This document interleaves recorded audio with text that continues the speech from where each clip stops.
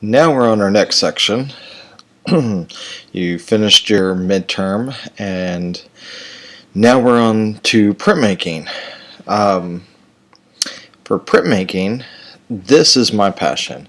This is what I have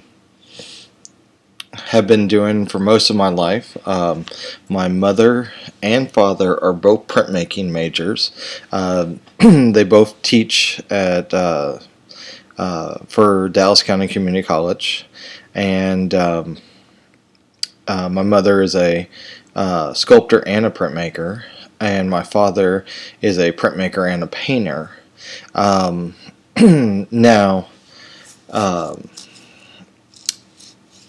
I am technically a third generation printmaker. My grandfather, he worked for a printmaking factory,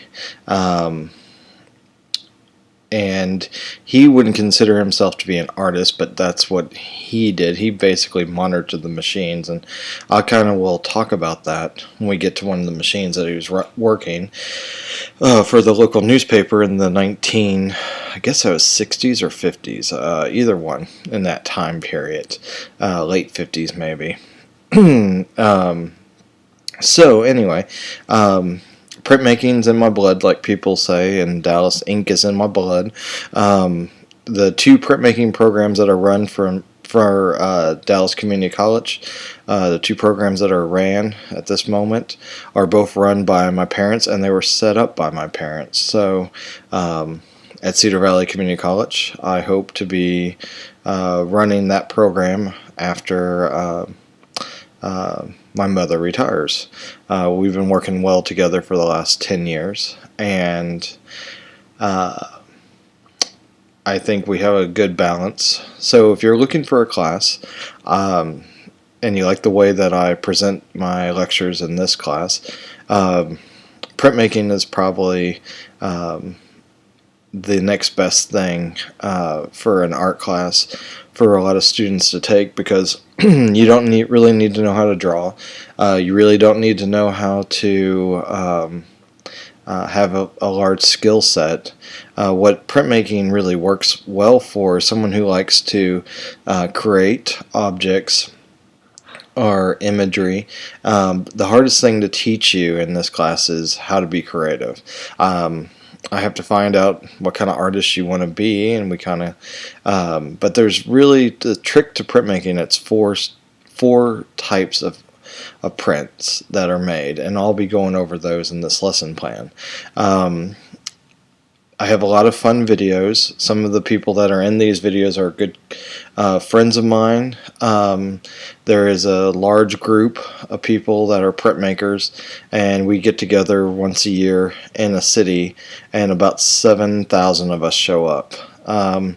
And it's really some fun events, and I'll talk about that as well. A lot of these printers that I'm talking about today are also professors, and so maybe you might get interested into this group and decide you might want to take a class with those people if they're in your neighborhood.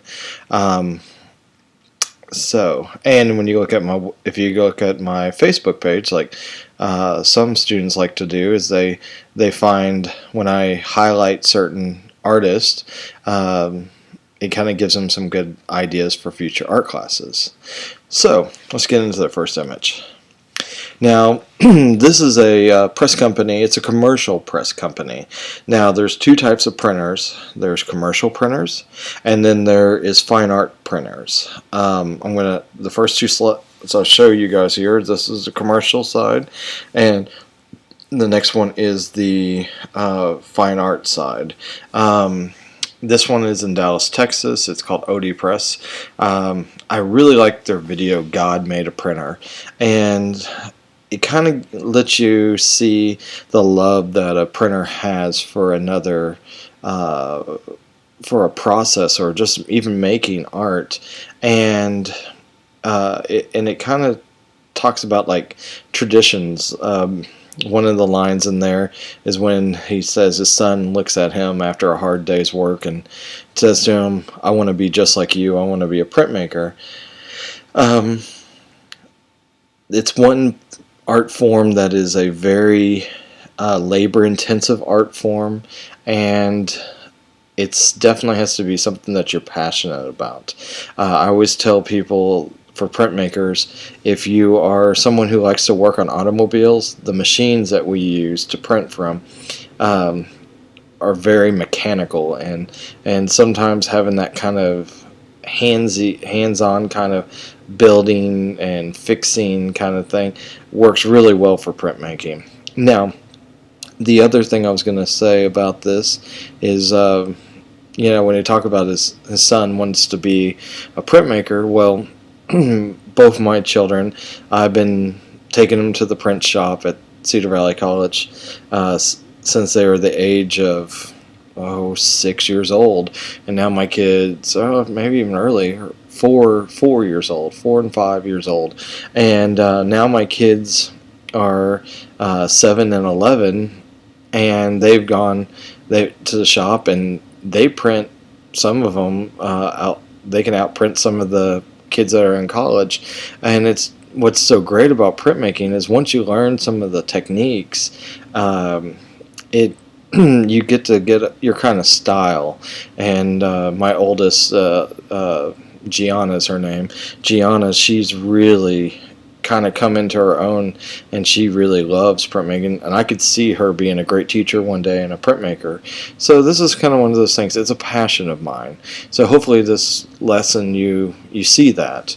Now, here is another print shop, and both of these have videos connected to them. So I'd like you to click on the links and kind of look at the difference. You can see there's a big difference between commercial printing and fine art printing. It's a commercial's fast-paced, fine art's slower and more methodical, and dealing with the client and working out a series of prints together. Now, Flatbed is in Austin, Texas. It's the only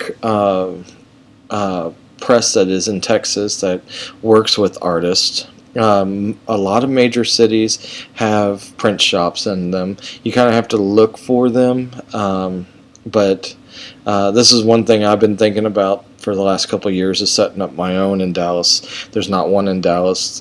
This is the closest one to Dallas. It's in Flatbed, Austin, Texas. So Kathy Brinberry owns this there's a gallery connected to it, but this press shop, she's the master printer. Now, the way a printing shop works, there's a master printer. There is master printers that work underneath the owner of the press, and then there's apprentices, and there's students. Now, the apprentice is somebody who's probably gotten their bachelor's in printmaking, and they're working to get their master's. And then once you receive your master's, you become you're a master printer. Master printer can do anything in this shop and work with any client. So for this process, it kind of has a what I consider like a Jedi kind of a feel. You have your Padawan, and then you get moved up after you go through your trials and tribulation to become a master. And so it's kind of has that kind of feeling in some aspects.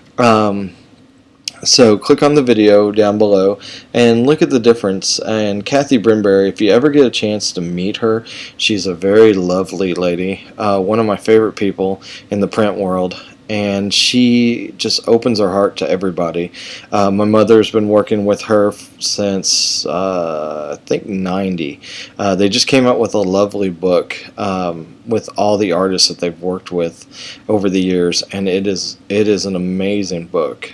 So if you're interested in printmaking, that would be a place I'd go to if you're ever in Austin, Texas. They have that South by Southwest, so make a little trip one time to go down there and listen to some great music and enjoy yourself in Austin. But take a moment, and hopefully the doors are open and you can go in there and check it out. It's a wonderful place.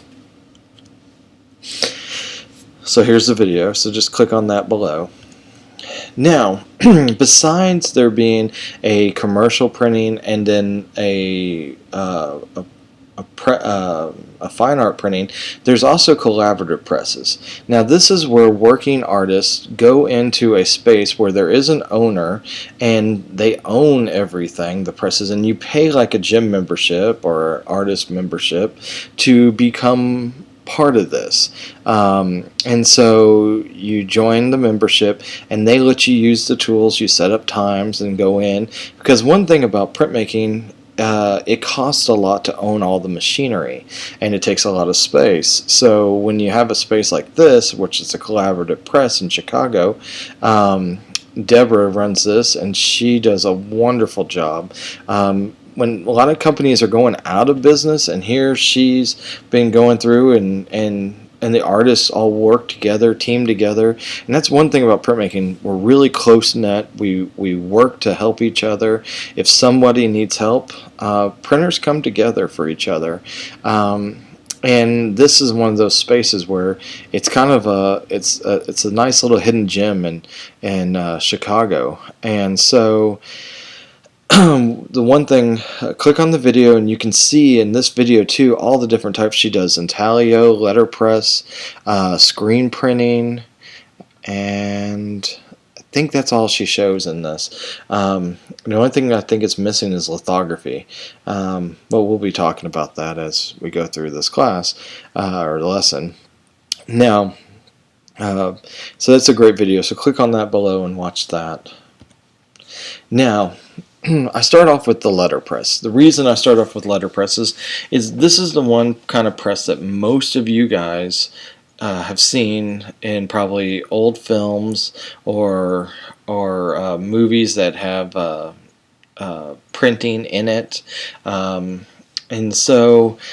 But this is also one of the more easier ways to think about printing. This press is made to make pages for a book and type, and it sets type in. I'm not going to go over all the ins and out of type because it is a very methodical process. If you like to see a working print shop that does type, University of Texas of Arlington has a wonderful little tiny letterpress shop, and it's really neat, and it's called Wild Ponies is their press shop name, and so it's kind of a neat place, and it's a great school if you're looking for something for the printmaking world. That's a good school to go to as well. But what basically print type is where you either have movable type that can make multiple sentences, or you have stationary type where you just place the type after it's been carved out of wood or metal, if it's been poured, and then it's put into the press. And basically this press just kisses the surface of the letters and with the roller, and then the paper is pressed against that letter type, and then it's printed onto the page. There's tons and tons of videos out there on YouTube about this process, so if you're interested, please check on those and see what you think about. We are getting ready to start thinking about letterpress printing at Cedar Valley Community College. It's the one thing I don't have in my shop that I've been kind of wanting to have again in the shop. This right here is a traditional printing press. It's called a Vandercook press. They have this at STA, not STA, University of Texas of Arlington, UTA, and and if you're curious how this machine works, it is a very involved machine, but it's not that difficult of a machine. Basically, you can see the type there, and the ink is put into the machine. There's a slab behind the wheel that rolls that builds the ink, and then as you press the button or crank the shaft, it rolls over and prints all at the same time. I have a video that's going to pop up right here. Click on that video of the Vandercook and you can see how easy it is to work. Now the hard thing about letterpress, it's not the printing, it's setting the type. Once you set the type up, that's the time consuming part. But once you get it set up, it's quite easy to print. It's not that difficult. And you can make a lot of prints very fast. Now, newspaper printing. Now, newspaper printing is what my grandfather did. Now, the man you see there would have been my grandfather. He sat there and watched paper to make sure that the paper ink was consistent. He also made sure that the paper didn't have any wrinkles or was going to rip. And his only job was to watch those 4 lines, and when there's an issue that was about to occur, he'd pull that little crank, and the press would slowly stop real fast or stop really quickly. Depends on how hard he pulls that cord, that rod. And once that rod's pulled, everything stops. He adjusts the paper or puts a new reel on or loads the ink, and then starts it back up again. It's a very interesting process. Now, I have an older version of the press he's working on. When you look at these presses, they're very kind of, they almost look like they're like a medieval torture device, the way they're all kind of wheels and pulleys and systems. But what it really stems from is this kind of style that you see.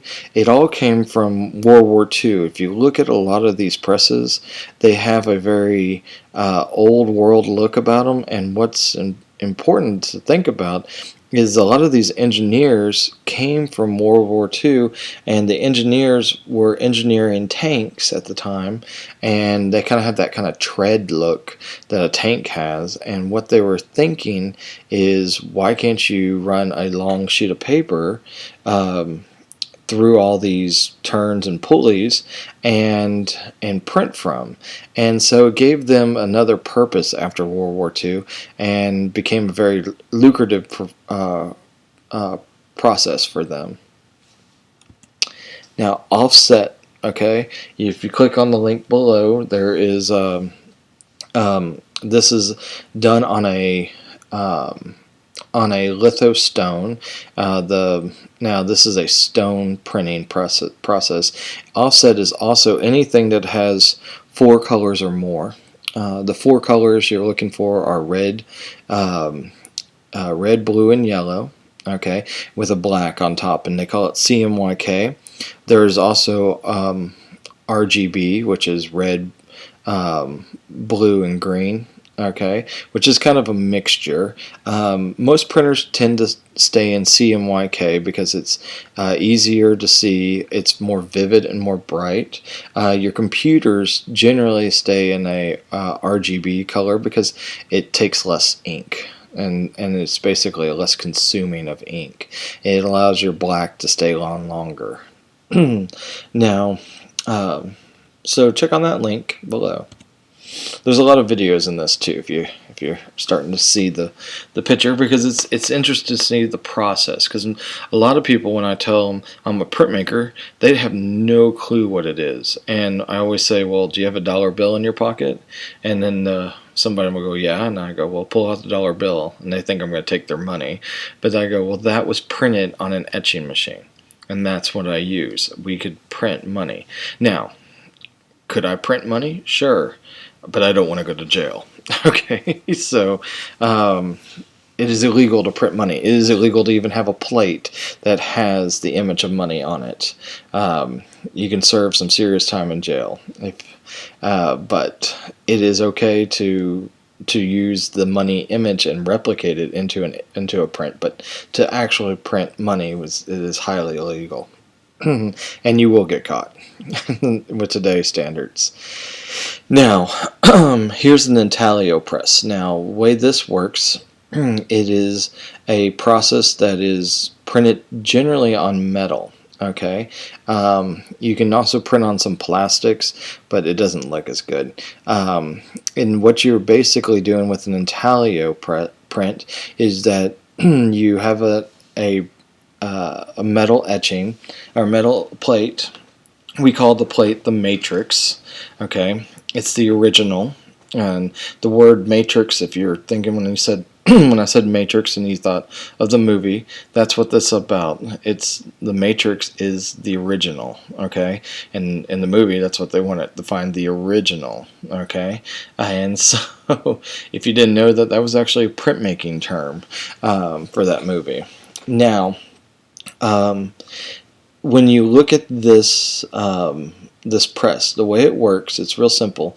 You take the metal plate, okay, and we put what we call ground, which is basically an asphalt, okay, and we put the asphalt onto the plate and we scratch off the black asphalt. If you've seen those scratch boards, they sell them at Hobby Lobby. Usually has some kind of image that you can scratch out, and it magically appears as you scratch it out. And sometimes has multiple colors behind it depending on what colors you get, or usually it's silver or gold. I've seen that in white. But basically that's kind of like a beginner's printmaking etcher set. So now what you're going to do with this is you scratch the image onto the plate by removing the ground with a sharp pointed what we call a needle, but it looks more like a nail, a sharpened nail. And then once it's been scratched out, we put it into a form of acid. There's nitric acid that you can put it in, where it's a part water, part acid mixture. Or then you have a salt-based acid that we use at Cedar Valley, called ferric, ferric chloride. And so there's another acid we use in printmaking called phosphoric acid too, and that's for litho. So we use 3 different types of acid. The ferric we use, it is a salt-based acid.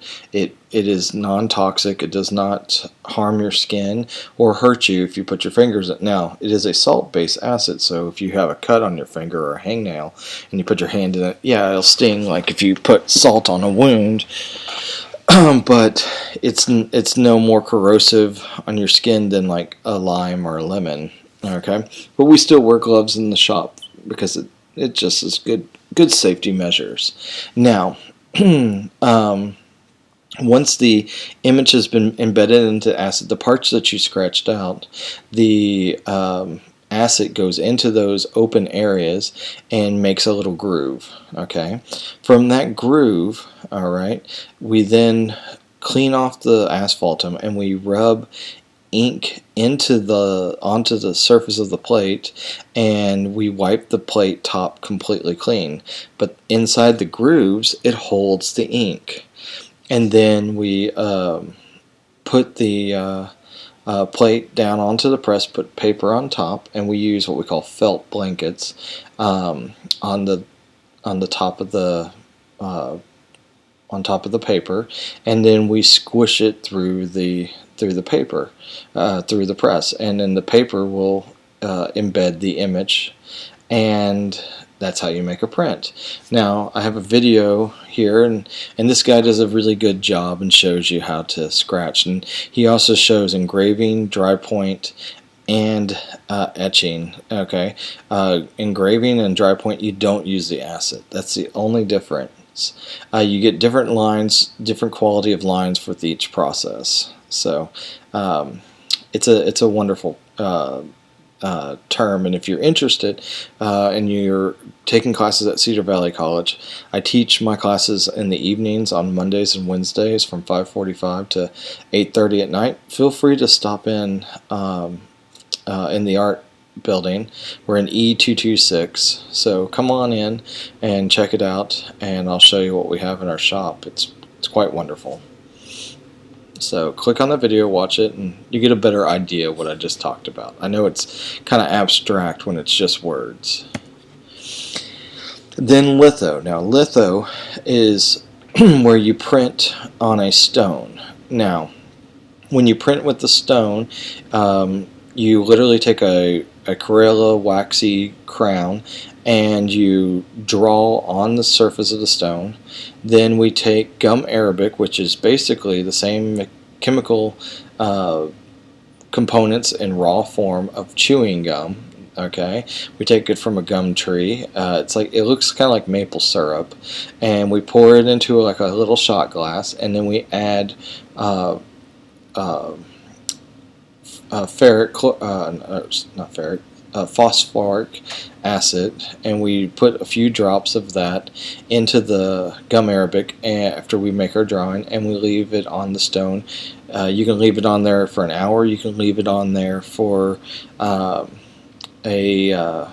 day or so, or a couple days even, and it will take off just the right amount of stone, leaving enough there so when you roll the ink across the stone, it gives a little bit of an embossment. It's also playing with a little bit of oil and water resist too as well, because the oil kind of stays on the stone from the waxy crown. Now, it has a special kind of press that squeegees across the surface, and some people think that etching presses are a little bit stronger, but in my opinion, I think a litho press, it squeezes a little bit more than an etching press. We don't use felt blankets. We use a clear plastic kind of mylar, or a heavy mylar, or an acrylic sheet to go over the surface of the paper and the stone, so it slides nice and smoothly. Now, I have a video that goes through the process. Now, he's not using a stone, he's using a litho stone. So it's actually a metal plate that is put onto the stone. So you can do multiple images very quickly. And so he's going to do a quick little process there, and so you can see plate lithography. We do that a lot at Cedar Valley College because we don't have a lot of stones for students. But when you own a stone, you can make thousands of prints off of this stone, and it doesn't take, and it's actually quite affordable. Litho is probably the cheapest of all the printing things if you're borrowing a person's stone. The stones are quite expensive and hard to find as well.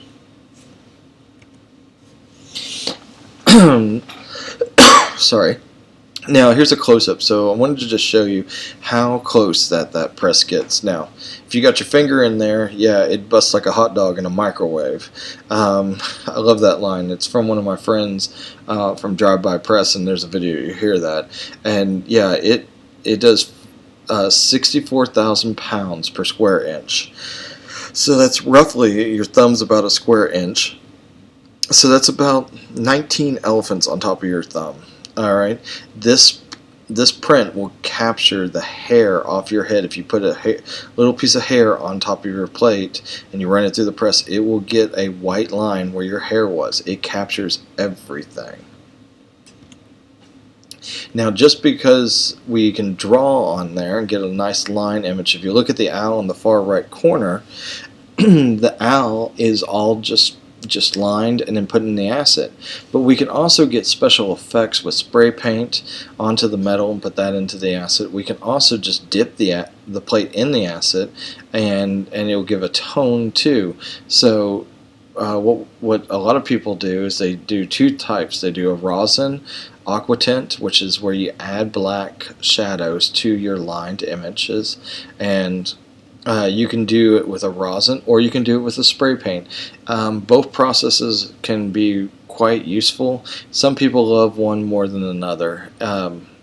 I like spray paint. My parents both like rosin.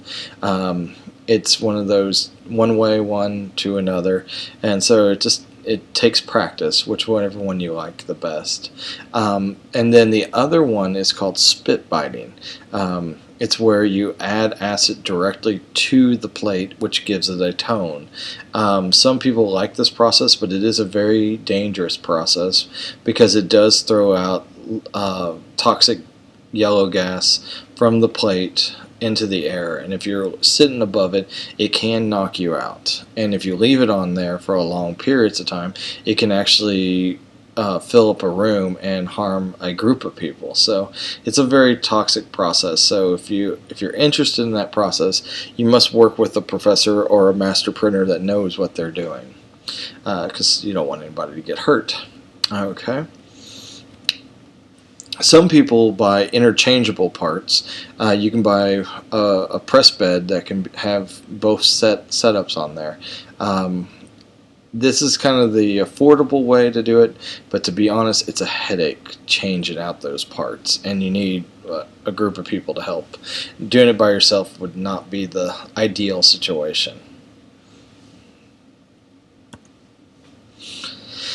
Now, I put down how to roll. Now, there's all different types of rolls. You have a guy up in the far left who's wetting the stone. So first you got to water the stone, and then you roll the ink across. Now, the lady on the bottom, she's doing a bad technique. Putting your body onto the stone is a bad habit because your body oils can show up onto the press, and right there she's wearing a sweater or a sweatshirt, but if she wasn't and she was wearing something like a tank top and her arm or skin was leaning onto the stone, parts of those portions could start to show up. So I put that in there as a no-no. Okay, and then here you see the gentleman in the middle with the red shirt. He's got a leather roller, and that's a really classic litho roller. They also come in rubber, and they also come in metal. The leather rollers are my personal favorite because they hold ink and you don't have to clean them out. You kind of leave the ink and you just scrape off the surface. Now they come in different sizes. The differences between the sizes is how much surface are you trying to cover with the ink. Now I know that roller looks gigantic, but it weighs really, it's a light roller. It's hollow in the center.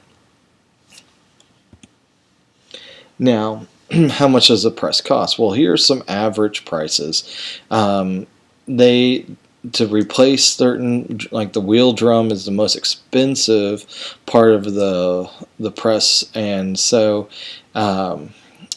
here the average cost can range from $20,000 to $35,000 depending on the quality of the press.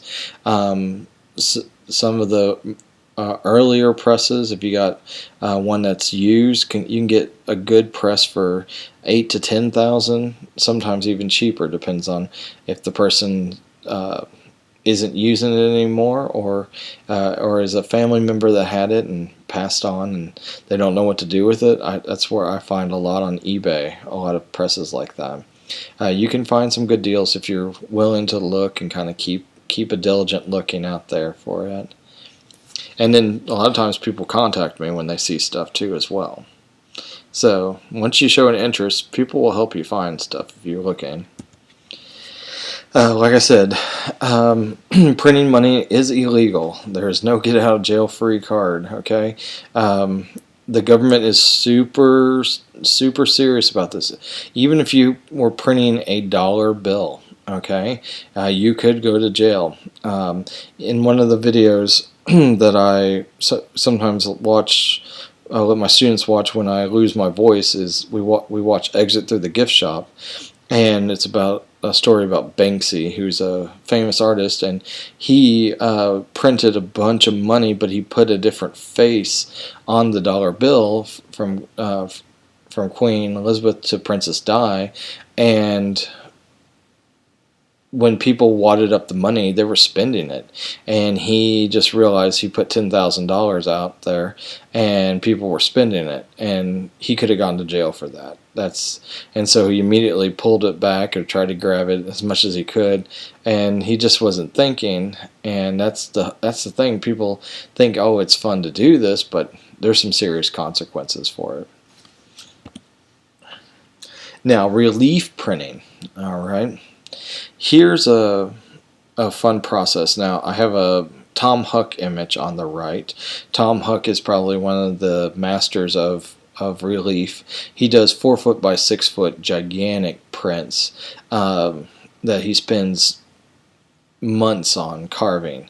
Now, what you do is you take a flat piece of wood and you carve and chisel out open areas, and what you're printing is the top of the surface, just like how you would think about the letterpress, except this time it's image instead of text, and it's not typically it's non-changeable. You can put multiple images, I guess, and marrying them into different prints, but it's easier just to make one block and cut it out.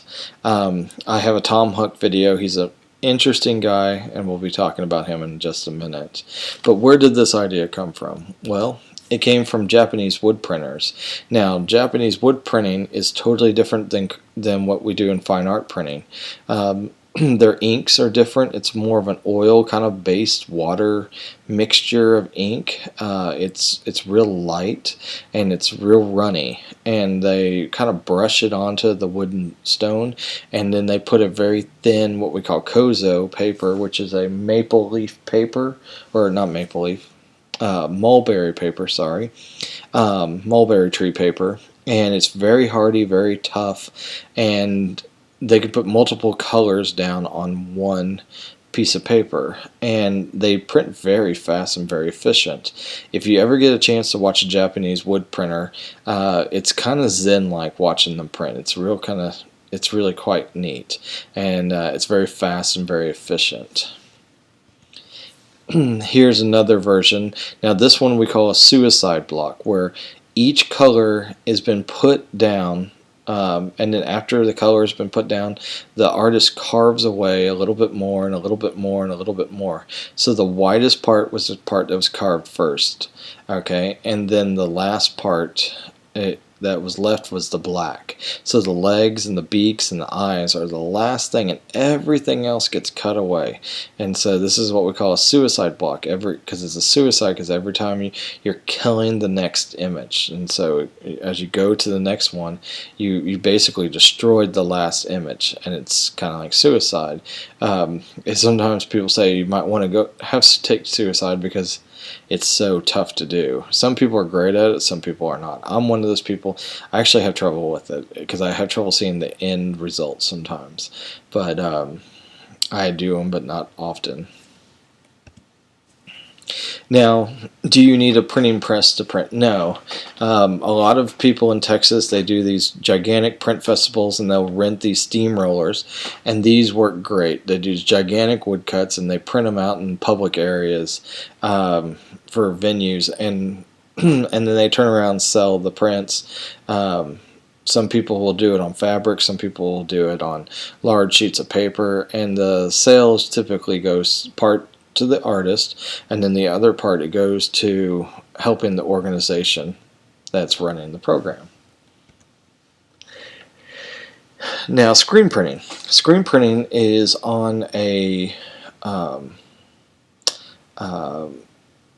screen, and it's typically a nylon screen. Back in the day, they used to be silk, so they were called silk screens. But you typically don't see very many silk screens out there. It's usually a nylon-based screen. This is probably the most efficient, fastest way to set up a print shop in your house. You don't need these fancy things like you see this is an octopus press. You don't need an octopus press. You could use a simple press just like this. And you can get this whole little setup. They sell them on eBay. They sell them at Michael's or any Hobby Lobby kind of places that you can, or any art craft. Dick Blick sells them too online. And you can get this whole setup for like $200. Everything, and you can start printing your own t-shirts. That's what generally most people use them for, is for t-shirt printing. At my shop, we tend to do more of a fine art, so we print on paper, but for fun we do flags sometimes and banners, and I have a 4-foot by 6-foot arm press, so and I have some large screens that we print on, and the students just absolutely love those days when we do large scale printing. Because it's something that you typically don't do that often. One time somebody wanted a shower curtain, so we made a shower curtain. That was a lot of fun. And then we decided to make a whole bunch of shower curtains. Now the process to do this, it's real simple. you have the center, or the start from the photo mask on the far right. It is basically a overhead sheet with a black heavy outline. If you were using one from a computer printer, you sometimes have to do 2 or 3 overhead sheets and then line them up together perfectly and just kind of tape the edges a little bit. And then you can put that on top of the emulsion screen. You want the black part, that's the lettering, to be solid. You don't want it to have light going through. You want to make sure you're making a total mask and blocking everything. Now, once you put the emulsion on and it's fully dry at the point of emulsion, it takes about 2 to 3 hours sometimes, depending on the emulsion.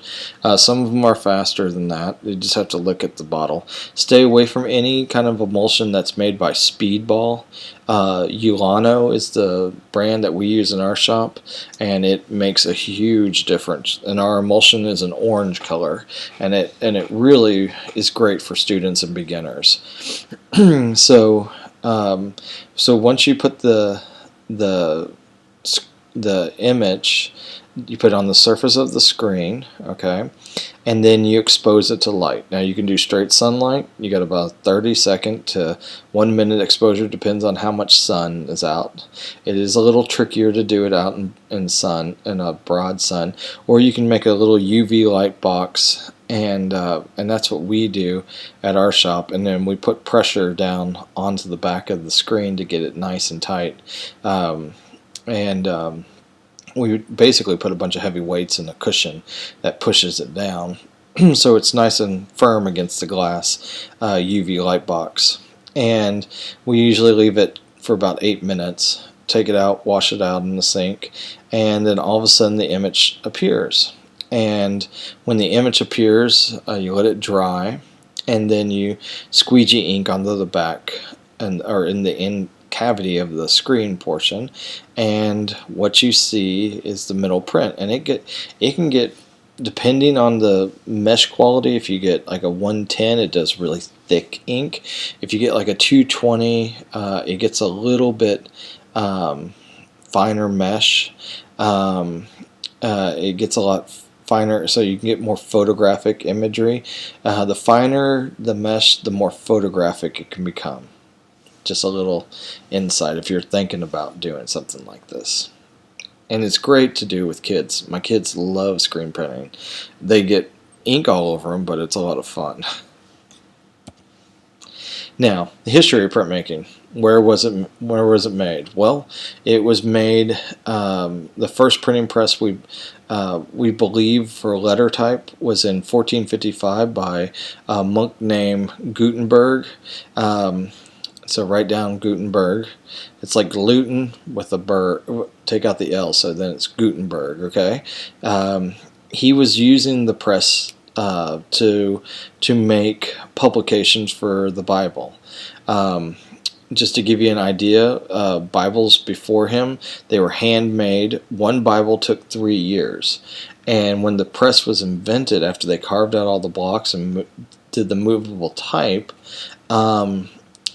the Bible took you can make 300 Bibles in one shop in 1 year. So it's a huge increase.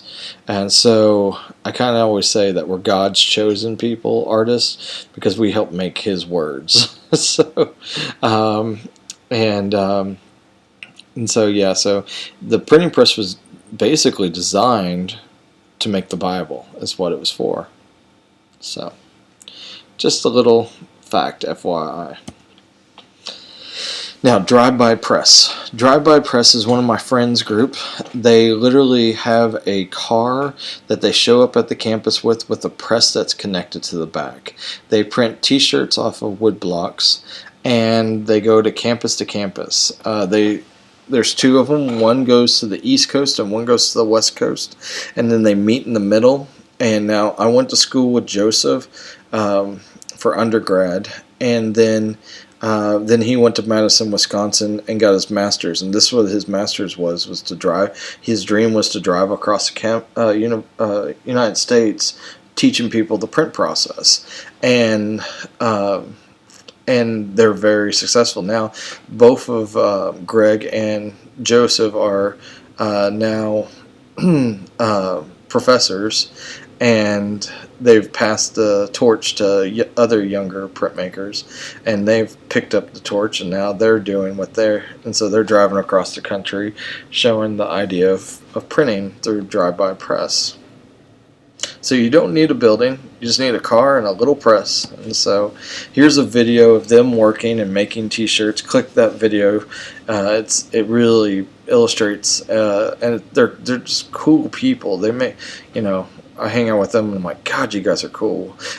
but it's an interesting life, because for years they couldn't have serious relationships because they're constantly going from place to place, and so this really did take a toll on them. But the process and the idea behind it really worked well for them. So click on the link below and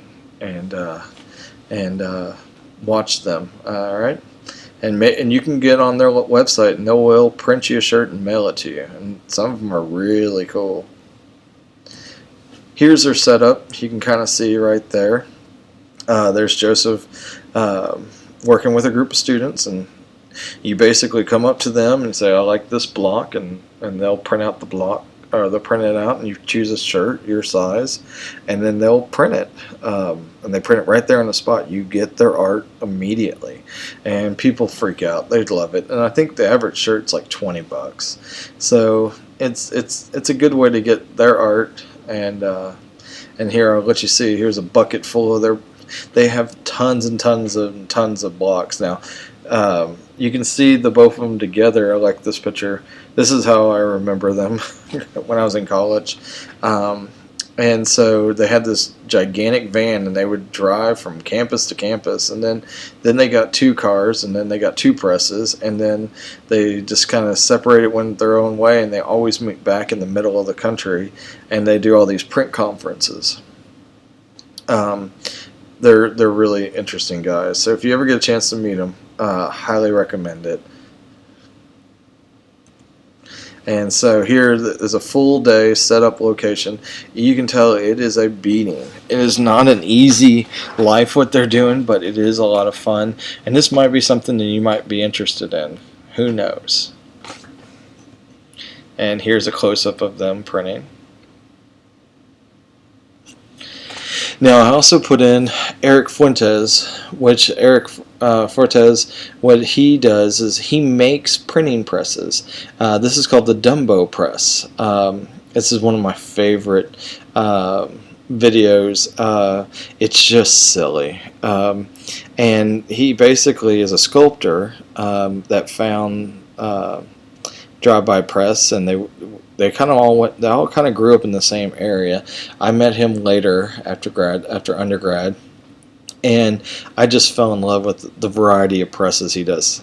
And again, these guys are just, everything they do is just cool, and it's got an art form, but it's also kind of got this edgy, punky kind of feel.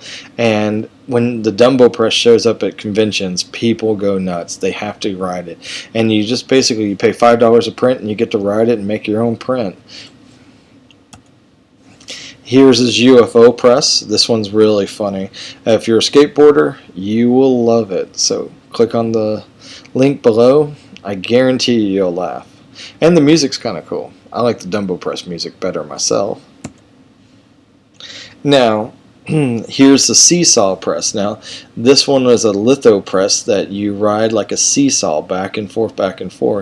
And so, anyway, they're acting like they're Harley riders, and they got these chains that are welded to it. It's interesting, and he has tons more videos. I just chose top 3 I thought you guys would dig. I think he has like 10 different presses he's made over the years, and he's worked with a lot of people. The Cupid Press is one of my favorites too. So just check out his YouTube feed. I think you'll like a lot of them. Just type in his name or type in Dumbo Press, and he pops right up.